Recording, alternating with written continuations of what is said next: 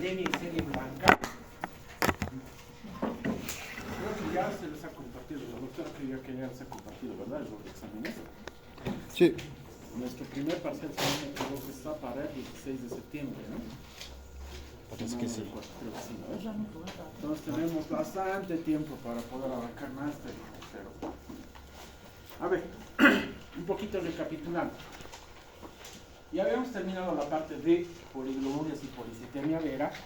Ahora, simplemente para recordar,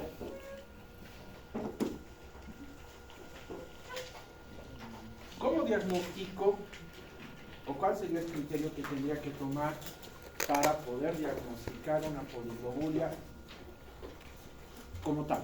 Solo poligloburia. Ya, hematocrito,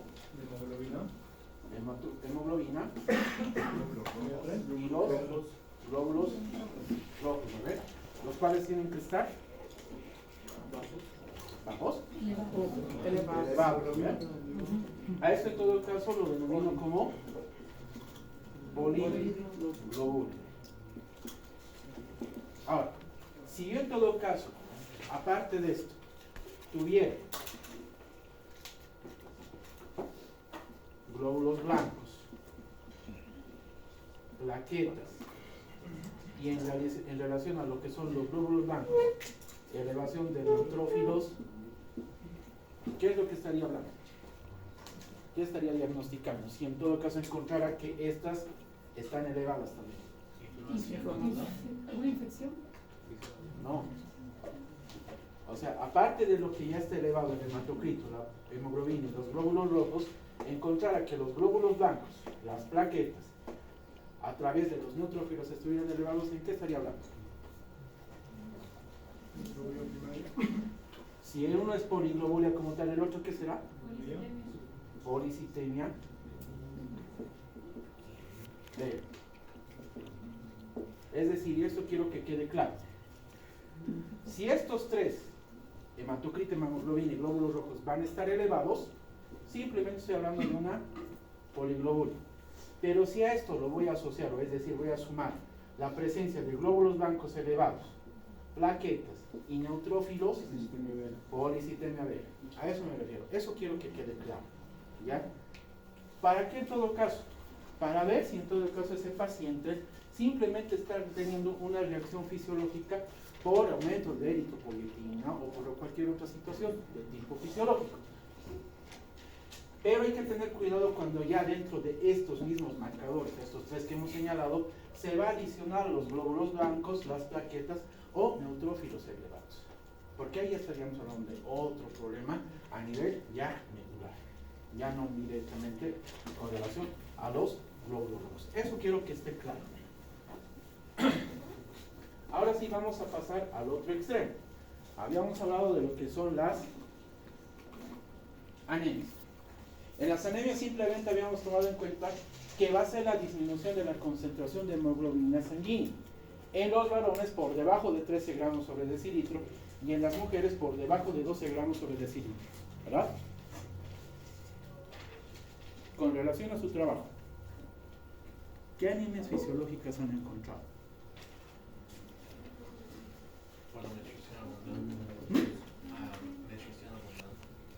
Ya, menstruación abundante, uno. ¿Qué? Ingesta de Recién nacido. en el recién nacido, ¿ya? En el prematuro igual, doctor. ¿De qué? Prematuro. Bebés prematuros, ya. Embarazo, De la infancia. la vejez, En situaciones de atletas. atletas o personas de alto rendimiento físico, Y adaptación de la altitud también. de altitud, Altitud. anemia. Sí, porque cuando la persona se... Seguí. No, seguí. Eu pesquisei que quando a pessoa vive em zonas altas Ya, e o corpo produz mais glóbulo rojo, não é? Então, se quando essa pessoa se vai a como em altitude baja, puedes dar, se às vezes no exame puedes dar uma anemia, pero esta anemia es como transitor, isso, não é isso. transitor, Ujú. previa a la poliglobulia. Sí. Ah, ya, así te acepto. Está bien.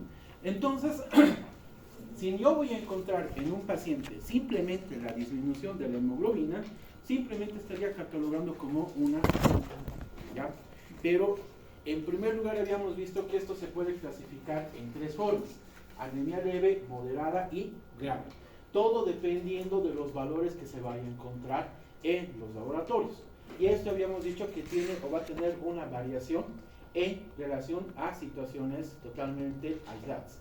Mujeres, hombres, embarazadas, niños de 6 a 4 años, de 5 a 11 años y de 12 a 14 años.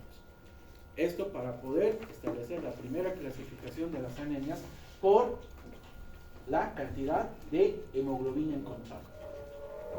Luego habíamos hablado un poco, ya acercándonos a lo que es la nomenclatura como tal. Aquí es donde sí o sí tenemos que prestar mucha atención, porque aquí vamos a hacer un análisis hematométrico de tanto el volumen corpuscular medio, la hemoglobina corpuscular media y la presencia de reticulocitos en diferentes anemias. ¿A qué me voy? A que vamos a tomar en cuenta, primeramente, una anemia, porque hemos dicho que va a estar disminuido la hemoglobina, va a estar disminuida, pero para poder hacer un diagnóstico más preciso, estableciendo una posible causa, tengo que sí o sí analizar los índices hematométricos: volumen corpuscular medio, hemoglobina corpuscular media y la presencia, elevación o disminución de los reticulocitos. ¿A qué me voy? Anemia como tal. ¿Cómo lo catalogaría si yo encontraría en un paciente que ya tiene una disminución de hemoglobina, si el volumen corpuscular medio va a estar disminuido, la hemoglobina corpuscular media va a estar disminuido y va a tener un aumento de los reticulocitos? ¿Cómo lo diría? Así con nombre completo. ¿Cómo lo diría? Esta anemia que va a tener estas características hematométricas. Microcítica, hipocrómica, regenerativa. ¿Cómo? Microcítica, hipocrómica, regenerativa. Muy bien. Esa es la forma correcta, ese es el nombre correcto. Es decir, mi paciente sí va a tener anemia, pero por la presencia o por el análisis del volumen corpuscular medio, me dice que es una anemia microcítica. Por la hemoglobina corpuscular media, que está disminuida, va a ser hipocrómica. Y por el aumento de los reticulocitos, regenerativa. ¿Se entiende? Sí. Esa es la forma correcta para establecer un diagnóstico de anemia de tipo laboratorial. Ahora vámonos con otro. ¿Cómo lo catalogaría si yo tengo un paciente con anemia? Si va a tener, vamos a obviar el volumen, la hemoglobina corpuscular medio. El volumen corpuscular medio va a estar elevado y los reticulocitos van a estar disminuidos. ¿Cómo la catalogaría? Macrocítica a regenerativa. ¿Cómo? Macrocítica a regenerativa. Nombre completo. Anemia macrocítica a regenerativa. A regenerativa. Esa es la forma correcta. Ahora, ¿qué pasaría si yo también tengo un paciente con volumen corpuscular medio dentro de los valores normales, una hemoglobina corpuscular media dentro de los valores normales, pero voy a tener reticulocitos elevados? ¿Cómo lo llamaría esa anemia?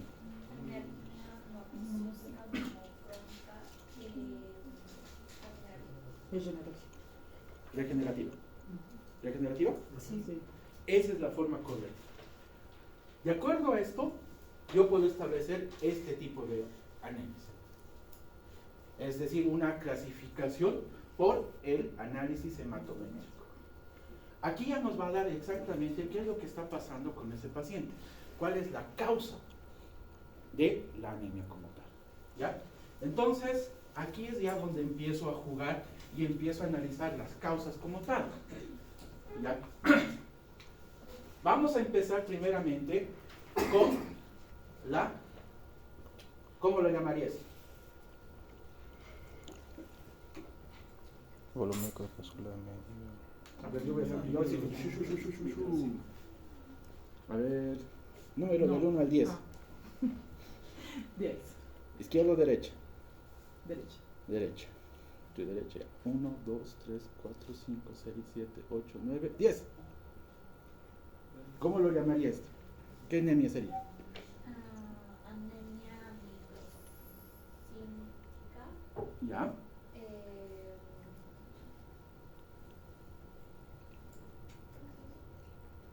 Hipo. Crónica. ¿Ya? Regenerativa.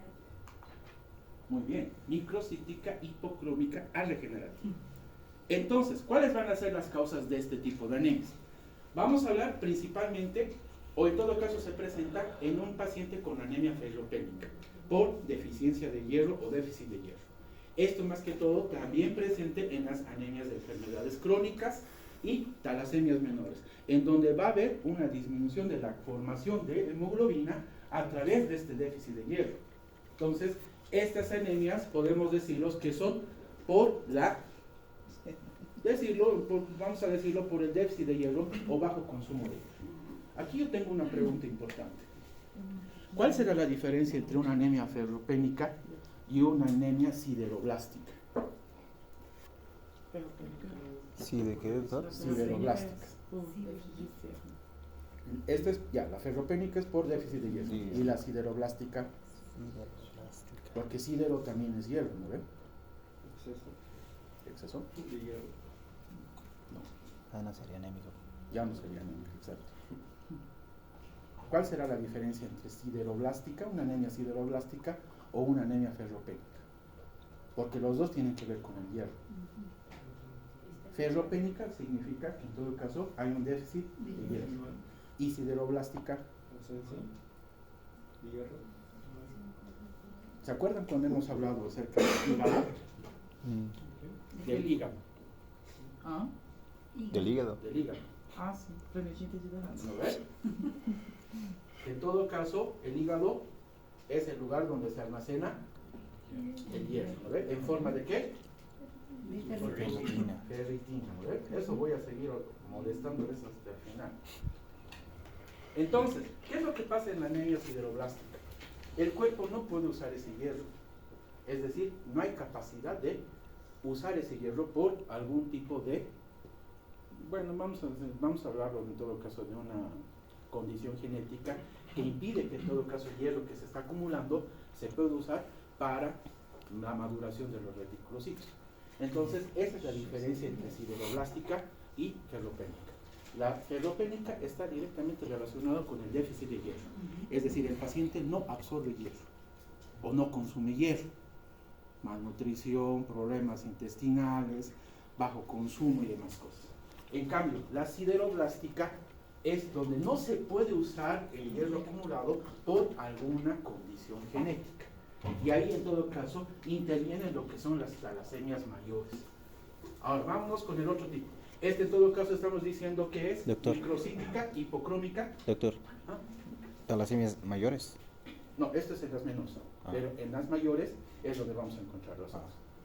Doutor, você pode repetir, por favor, a diferença dos dois? Ya. La ferropénica es por déficit de hierro. Consumo, bajo consumo, mala absorción, cualquier tema nutricional.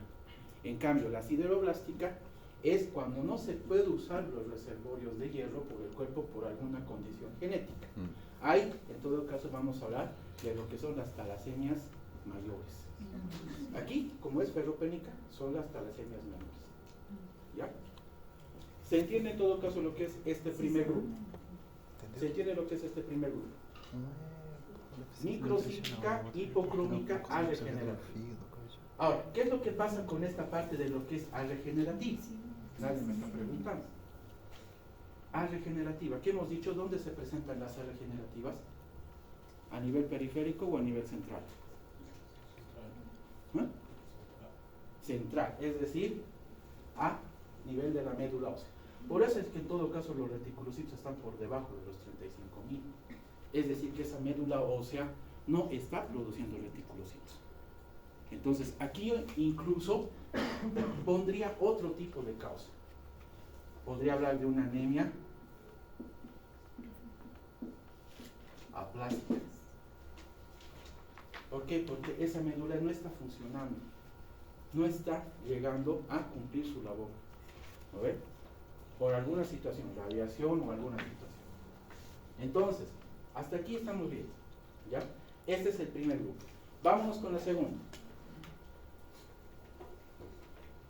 A ver, un número del 1 al 20, o del 1 al 10. Atrás, Varela. 1, 2, 3, 4, 5, 6, 7, 8, 9, 10. ¿Cómo leemos esta anemia? Regenerativo.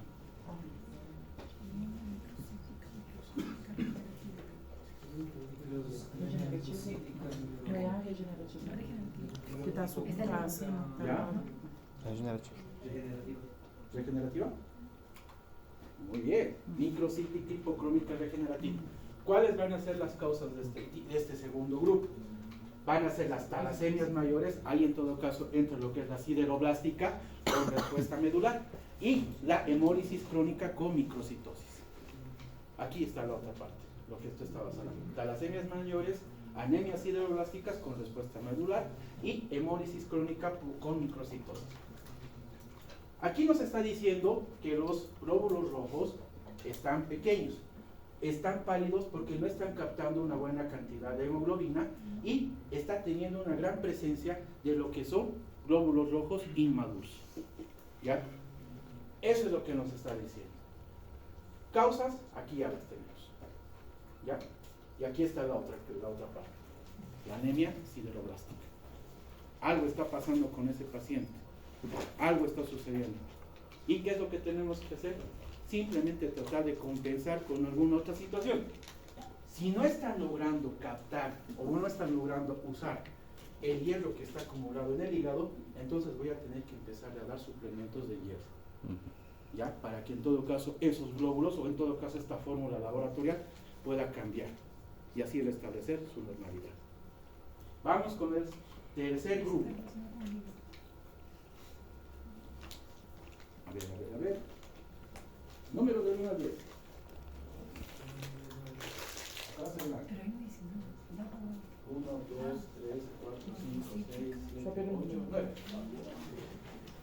¿Cómo leo esto? ¿Cómo leí eso? Si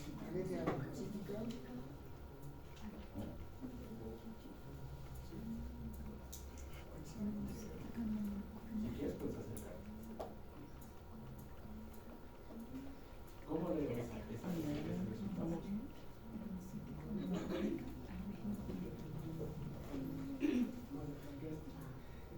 ¿Cómo es?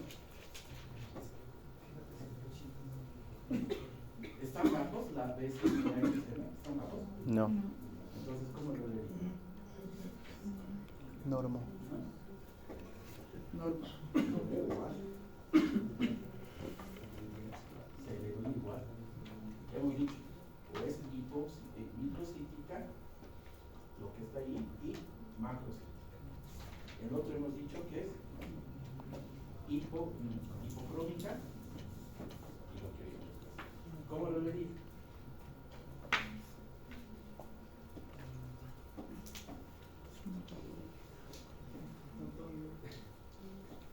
Otro. Número. Atrás para adelante. 1, 2, 3. ¿Cómo lo leí?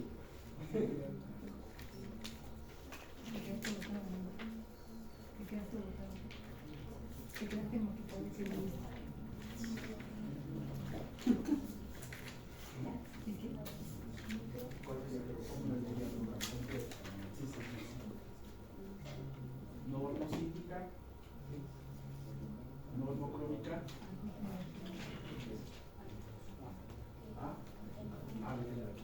esto se lee anemia normocítica, normocrómica a regenerativa. ¿Ya?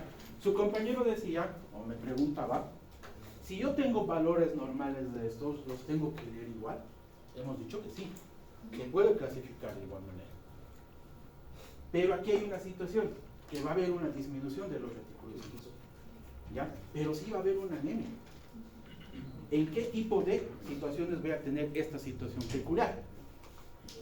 En una anemia plástica, en una insuficiencia renal crónica por déficit de eritropoyetina, una anemia por enfermedad crónica por consumo y por una mielofibrosis, es decir, esa médula ósea está totalmente disfuncional. ¿Qué es lo que está sucediendo? Esto podemos decirlo que hasta incluso se puede presentar de forma aguda. ¿Por qué? Porque lo único que está alterado es la presencia de los reticulocitos, es decir, está disminuido. Ahí nosotros tenemos que tomar mucha atención, porque si vamos a encontrar este resultado, ya tengo que estar pensando en un posible tumor en la médula ósea. ¿Ya? Esa es la condición, esa es la situación que yo tengo que tomar en cuenta con esto. Vámonos con la siguiente.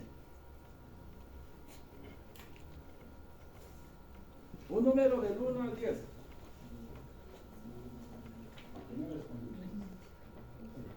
Só o último que eu sei que é regenerativo. 1, 2, 3, 4, 5, 6, 7. Diego. Sí. ¿Cómo lo lees? Anemia normocítica, normocrónica, Regenerativo. ¿Ya? Igual es una condición medio normal, ¿no? Medio normal, ¿verdad? ¿En qué clase, qué tipo de situaciones cree que se presenta esto? No. ¿En una retención hídrica, doctor? No. Primero vamos a ver si está bien. Normocíclica, normocrónica de tipo regenerativo. ¿En qué casos? Hemorragias agudas, anemias hemolíticas y enfermedades autoinmunes.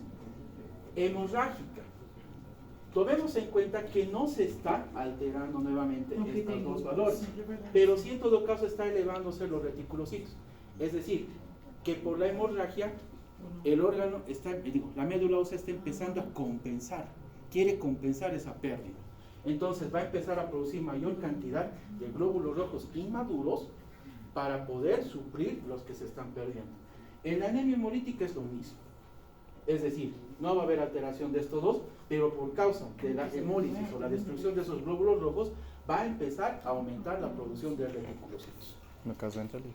En las enfermedades autoinmunes, ¿qué es lo que va a suceder? El mismo organismo, el mismo cuerpo va a empezar a atacar células diversas a nivel general. Estos no están exentos los glóbulos rojos. ¿Ya? Aí vai começar a formar mais. Exactamente. Todo, más que todo, se va a deber por la pérdida o destrucción de los glóbulos rojos existentes. Y el organismo, o la médula ósea como tal, va a empezar a producir mayor cantidad de glóbulos rojos. En este caso, inmaduros. Dime. Uma pessoa que tem lúpus, quando às vezes sua exame, sempre vai dar assim desta forma ou não? Puede dar. Vamos con otro grupo.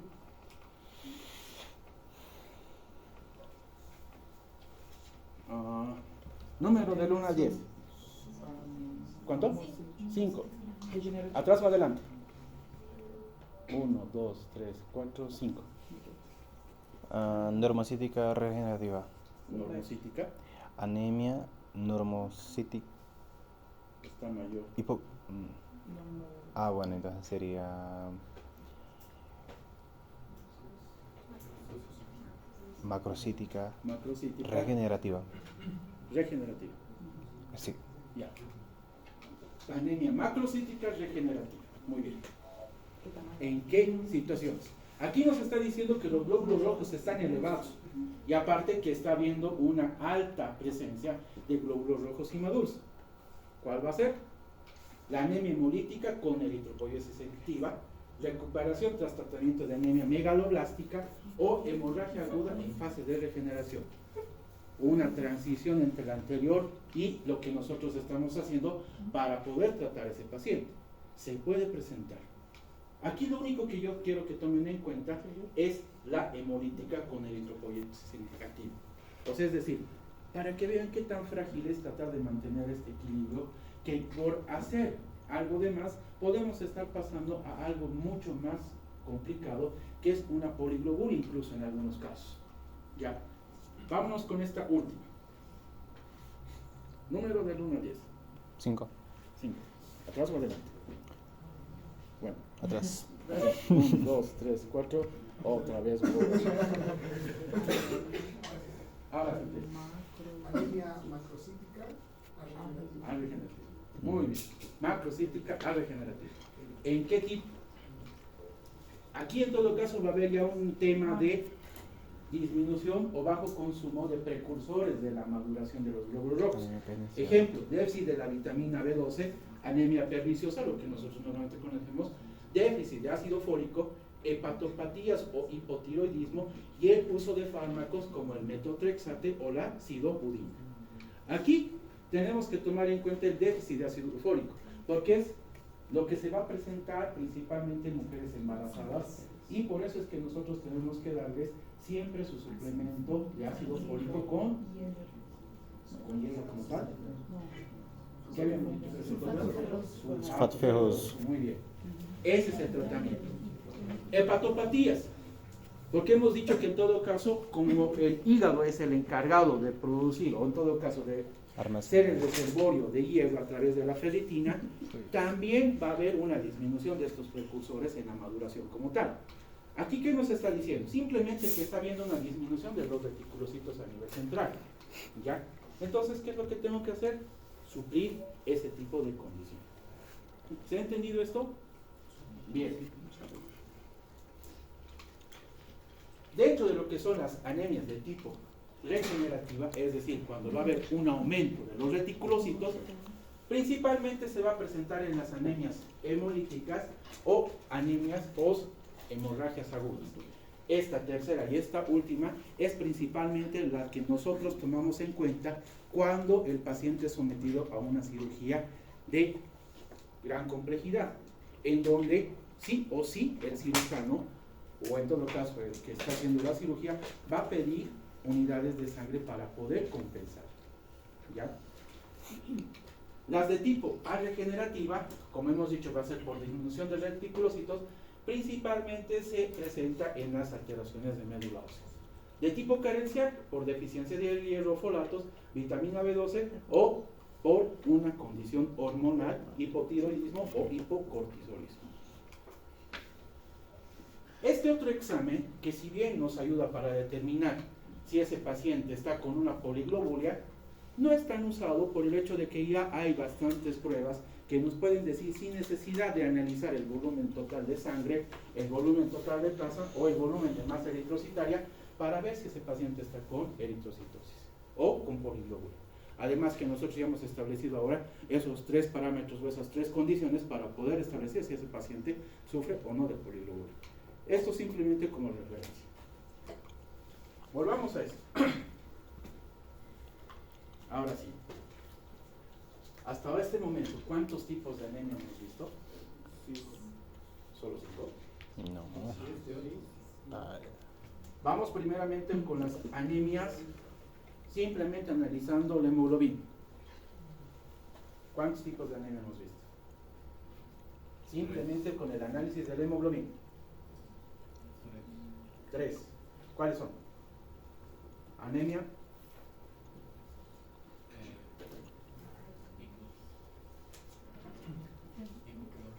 Al inicio hemos dicho que incluso va variando de acuerdo al edad o la condición del paciente.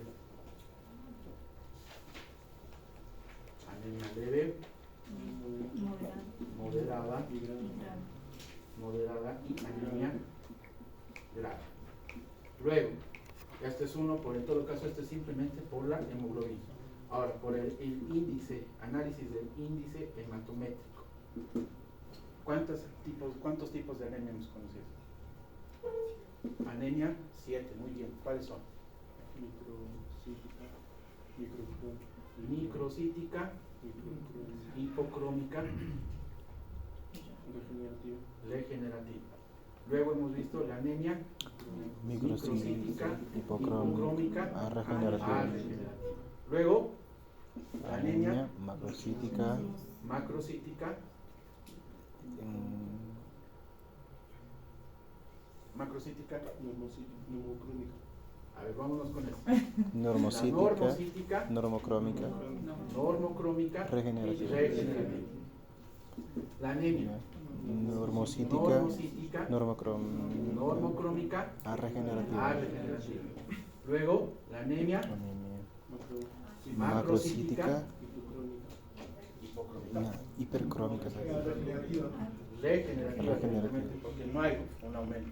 Mm, La anemia, macrocítica, Macrocítica, regenerativa. regenerativa. Entonces, ¿hasta ahí cuántos tenemos? 1, 2, 3, 4, 5, 6. Más estas, 1, 2, 3. Entonces ya hemos hablado de 9 tipos de anemias. ¿A ver? Entonces ya vamos a poder clasificar como corresponden las anemias. ¿A ver? ¿Estamos de acuerdo? Bien.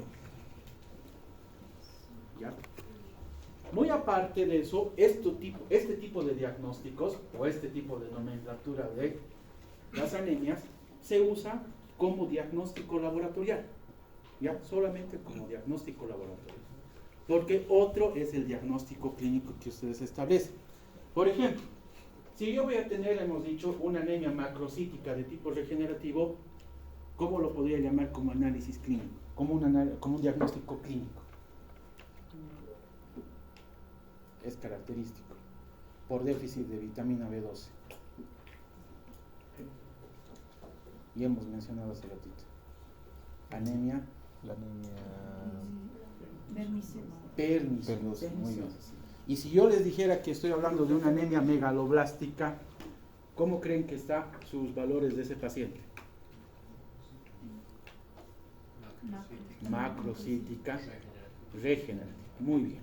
Es en todo caso. Esos diagnósticos, como la anemia perniciosa, la anemia megaloblástica, la anemia ferropénica o la anemia sideroblástica, son diagnósticos clínicos. Estos de aquí son diagnósticos laboratoriales. ¿Ya? Ahí está la diferencia. ¿Ya? ¿Se ha entendido? Muy bien. ¿Ah? Só para ter certeza. ¿Qué? Repete, só para repetir, só para ter certeza. Repetimos. Lo vamos a Não, pode hacer la seguir. próxima Sim, clase. pode seguir, con un- pode seguir. Lo vamos a hacer la siguiente semana, bueno, la siguiente clase con un bonito caso clínico. Ya. Ahora entramos a lo que es la inmunohematología. ¿Ya? Que en todo caso van a ser pruebas de laboratorio que van a identificar anticuerpos que se unen a la superficie de los glóbulos rojos o plaquetas para destruirlos. Aquí en todo caso mencionamos la prueba de Combs, directa e indirecta, que nos va a ayudar en todo caso a detectar anticuerpos libres que pueden reaccionar, ya sea in vitro, a nivel de lo que es el vaso o la arteria como tal, y pueden causar hemólisis. ¿Ya? ¿Qué significa hemólisis? muerte de los glóbulos rojos. Destrucción de, ¿qué? De la sangre, ¿no? Sí, de los glóbulos rojos. Exacto. ¿Y eso en qué situaciones se da? En leucemias, ¿Leucemias? sí. ¿Ya? Después, algo que en todo caso es común ahora. Bueno, era común antes. No. Algo que tal vez han hecho en bioquímica o en fisiología, una prueba de laboratorio. ¿Han hecho hemoaglutinación? ¿No han hecho? Donde han sacado una muestra de sangre, lo han puesto en un portaobjetos y le han puesto un reactivo. ¿Han hecho eso? ¿No?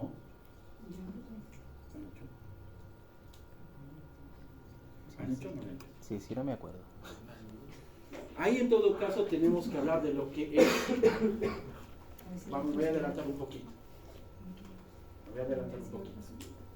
A la compatibilidad sanguínea. ¿Ya? ¿Por qué?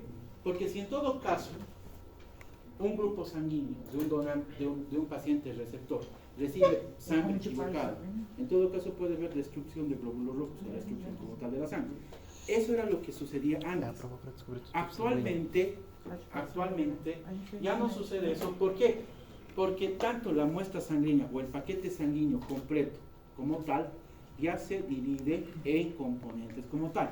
Por paquete globular, que en todo caso puede estar compuesto por lo que es glóbulos rojos y glóbulos blancos, paquete plaquetario, que simplemente contempla lo que son las plaquetas, o el plasma fresco congelado, que es directamente plasma como tal. Ahí en todo caso se hace un lavado de anticuerpos para que ese paquete como tal pueda ser introducido, pueda ser administrado al paciente sin riesgo de incompatibilidad en grupos sanguíneos. Sin embargo, cuando se necesita sangre entera, que es el nombre correcto, tenemos que tipificar muy bien esa situación. Y para eso, en todo caso, se usa este tipo de pruebas, que es la prueba de COMS, donde simplemente nosotros vamos a someter una muestra sanguínea con un reactivo específico.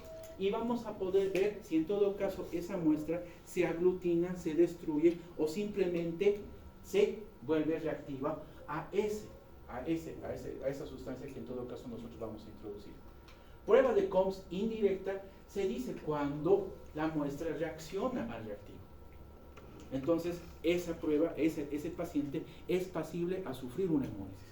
La prueba de COMS indirecta es cuando nosotros de igual manera a esa muestra sanguínea o a ese suero le introducimos una gota de sangre. Si esas gotas de sangre se llega a destruir o se llega a aglutinar, se denomina como prueba de COMS indirecta. Es decir, que ese paciente puede en todo caso recibir la sangre como tal de un paciente como tal.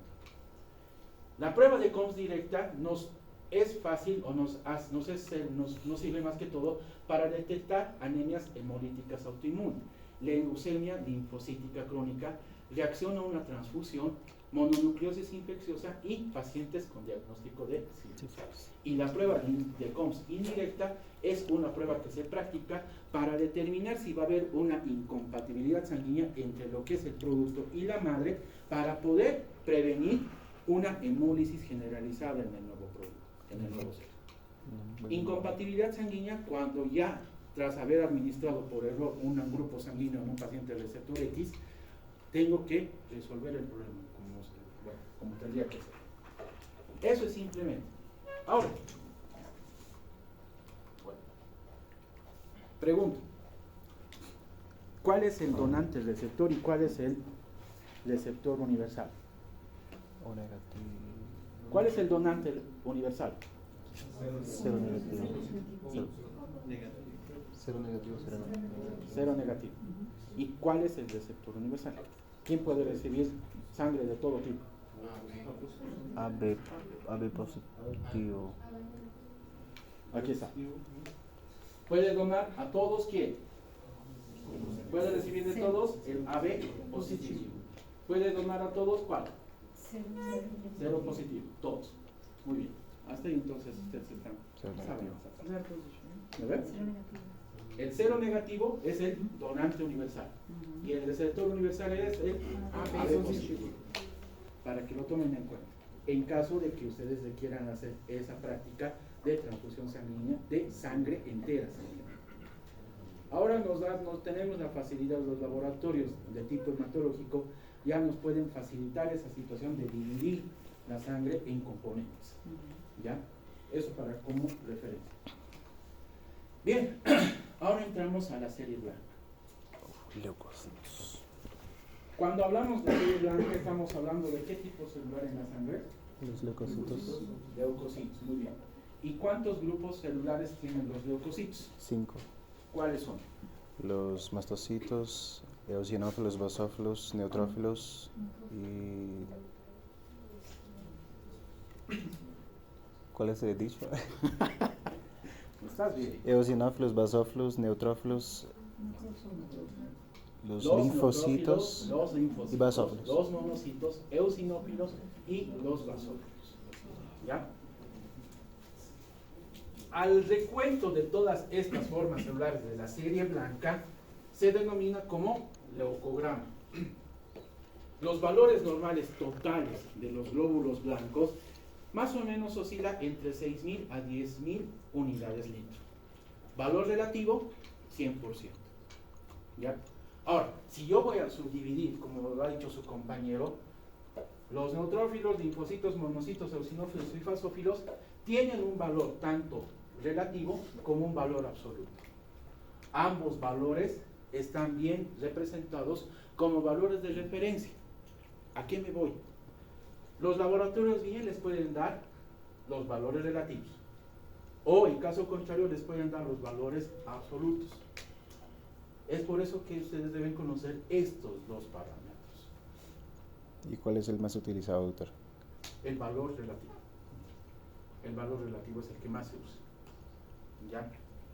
Para que en todo caso nosotros veamos si va a haber un aumento de neutrófilos o va a haber una disminución. Si va a haber un aumento de linfocitos o va a haber una disminución y sucesivamente.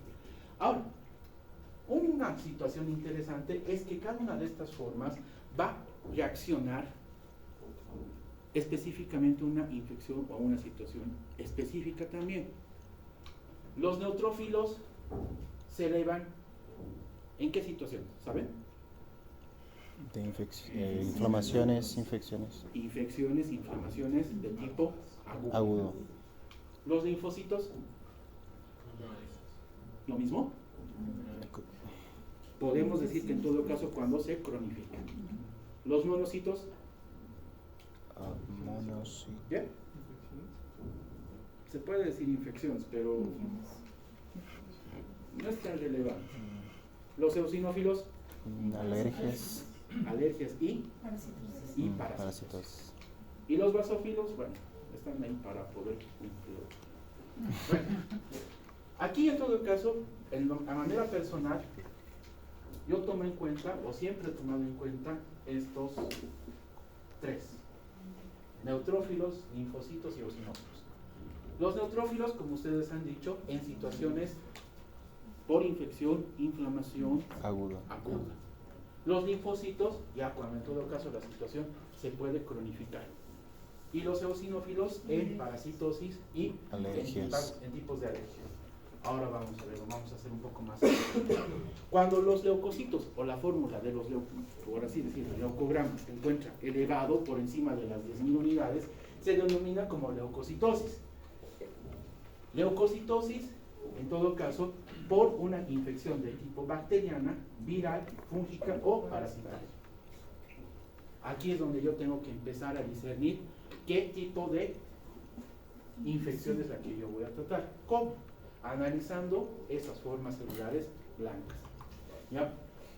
Pero no nos olvidemos que como así existen variaciones de tipo patológico, que es lo que vamos a ver, también existen leucocitosis de tipo fisiológico.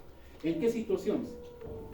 Va a haber una leucocitosis fisiológica en el recién nacido. ¿Por qué?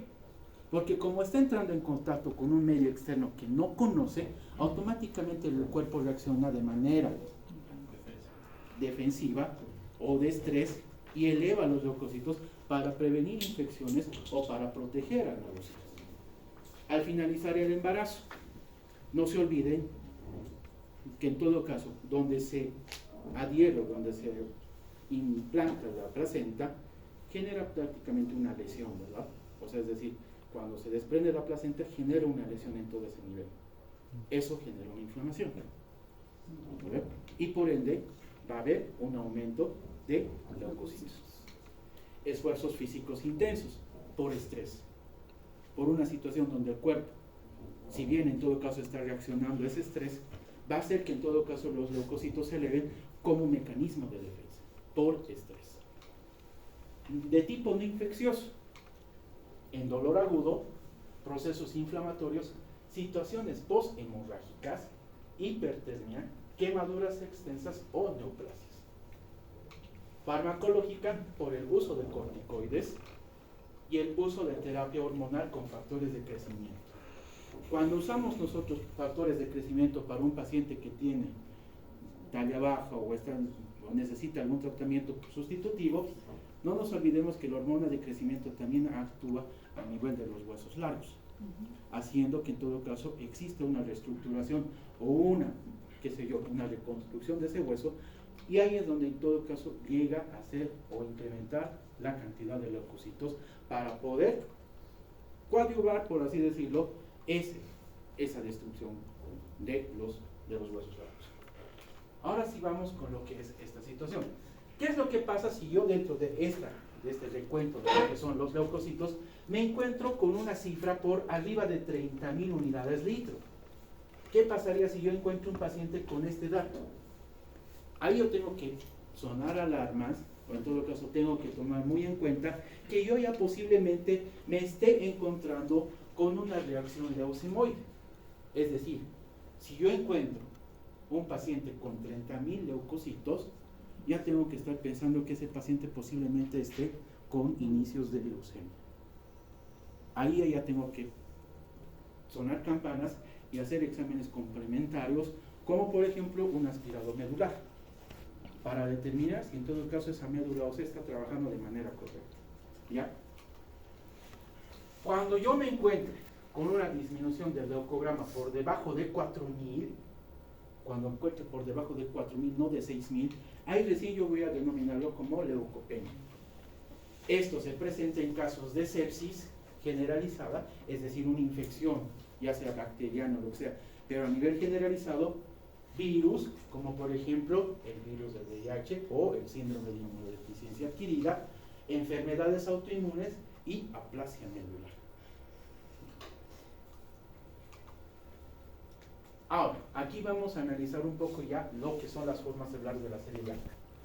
Neutrofilia, lo voy a decir cuando yo me encuentre con neutrófilos por arriba de 7.500 unidades litro. Esto más que todo tengo que ser bastante hábil para poder determinar si esa presencia de neutrófilos van a ser callados, que se va a presentar en situaciones infecciosas principalmente. Y también se puede presentar en neoplasias, pero cuando yo esté hablando de leucemia mieloide crónica, solamente es el único caso, principalmente en situaciones infecciosas, la neutrofilia, elevación de los neutrófilos. La linfocitosis, por arriba de 4.000 unidades litro. Fisiológica en recién nacidos, infecciosas de origen bacteriano viral o inflamatorias, hemopatías como la leucemia linfocítica crónica o anemia perniciosa, pacientes sometidos a radiación, diabetes y tirotoxicosis. La eosinofilia, arriba de los 500 unidades litro. Enfermedades alérgicas, infecciones parasitarias o enfermedades dermatológicas, intoxicación por barbitúricos y leucemia mieloide. Monocitosis, bueno, arriba de 1.000, infecciones agudas o crónicas, hemopatías como la leucemia mieloide o leucemias agudas, y en enfermedades autoinmunes como la artritis reumatoide y lupus eritematoso sistémico. Y la basofilia, que es totalmente infrecuente, por eso que no lo tomo en cuenta, pero aparece en casos de hipersensibilidad en medicamentos. También en hemopatías como la leucemia mieloide crónica. Quiero llegar a este punto, porque esto es importante que ustedes conozcan, que va a ser la desviación izquierda-derecha, que es lo que también ustedes tienen que analizar cuando estén analizando la serie blanca. Ustedes saben que dentro de los neutrófilos existen dos tipos de formas celulares, ¿no? Los que son maduros y los que son inmaduros. Los callados y los segmentados. Los callados son también lo que nosotros llamamos como los polimorfonucleares. Y los segmentados, por así decirlo, son las formas maduras.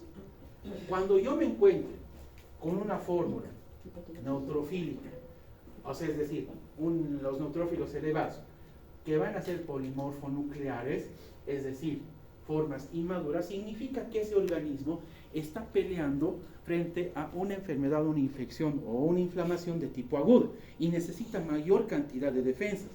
Entonces, a eso es donde yo denomino como desviación a la izquierda. Procesos infecciosos agudos, procesos inflamatorios, procesos mielodisplásicos. ¿Ya? Ahora, cuando yo me encuentre con formas neutrófilas maduras, es decir, segmentados, se va a decir como desviación a la derecha. Esto se presenta en procesos víricos, uso de corticoides, déficit de litimina B12 o ácido fólico y anemia perniciosa. Eso es lo que quiero que tomen en cuenta. Cuando ustedes se encuentren con una desviación a la izquierda, están a tiempo. Están a tiempo de iniciar un tratamiento preventivo. Están a tiempo para poder evitar complicaciones en ese paciente. Si ustedes prácticamente obvian esta parte, tengan en cuenta que ese paciente se puede cronificar en un momento. Y cuando ustedes se encuentren con una desviación a la derecha, ya el proceso está instaurado, el proceso vírico. Eso es común encontrar en pacientes que están ya con síndrome de inmunodeficiencia adquirida, ¿ya? O en todo caso cuando el sistema de defensa o toda la inmunología de ese paciente está ya comprometida, ¿ya? El uso de corticoides. ¿En qué situaciones voy a usar corticoides en extremo? En pacientes con inflamaciones crónicas, por ejemplo, artritis reumatoide, lupus eritematoso sistémico. Déficit de vitamina B12 o ácido fólico en pacientes que estén, en todo caso, con una malnutrición adquirida, o bueno, una malnutrición, o en todo caso tengan problemas de absorción intestinal. Y anemia perniciosa, que más o menos va relacionado con esta. ¿Ya? Eso es en relación a lo que estamos hablando. ¿Qué es lo que pasa cuando yo encuentre elevación en ambas formas? Es decir, glóbulos rojos, glóbulos blancos, pero solamente los dos, glóbulos blancos y glóbulos rojos. Se denomina como leucoeritroblastosis. Estoy obviando la parte de las plaquetas. Solamente estoy hablando de los glóbulos rojos y glóbulos blancos. Ahí, en todo caso, puedo estar hablando de una leucemia hematológica, una mielofibrosis secundaria a intoxicaciones o tuberculosis, y en todo caso, bueno, una situación a nivel medular. Es poco frecuente, pero se puede presentar.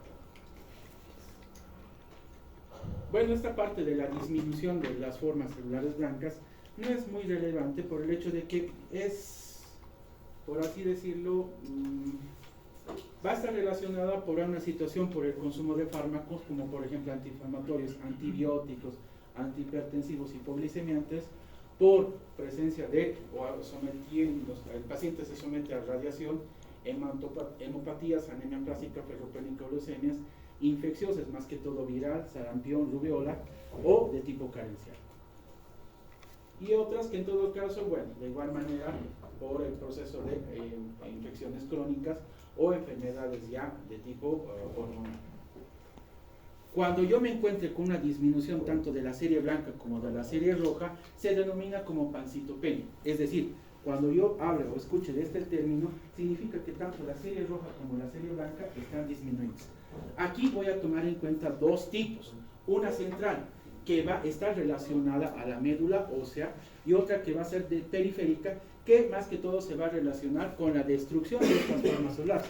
¿En qué situación? En el ciclo, principalmente. Esto más que todo como un pequeño resumen para que lo tomen en cuenta, les voy a pasar. Y quiero llegar a esta parte, y con esto terminamos esta parte. El medulograma es otra prueba de laboratorio que normalmente se la realiza para determinar si en todo caso el problema es central, es decir, si el problema va a estar en la médula ósea. Esto se lo practica a través de la inserción de un trocar a nivel de la espina ilíaca, sin anestesia, para poder obtener una muestra de médula ósea completamente virgen y pura. ¿Ya? Y duele feo. ¿Ya? Se dice que en todo caso, cuando se hace este tipo de situación, un aspirado medular, un trasplante de médula ósea, no sé si han escuchado el tema de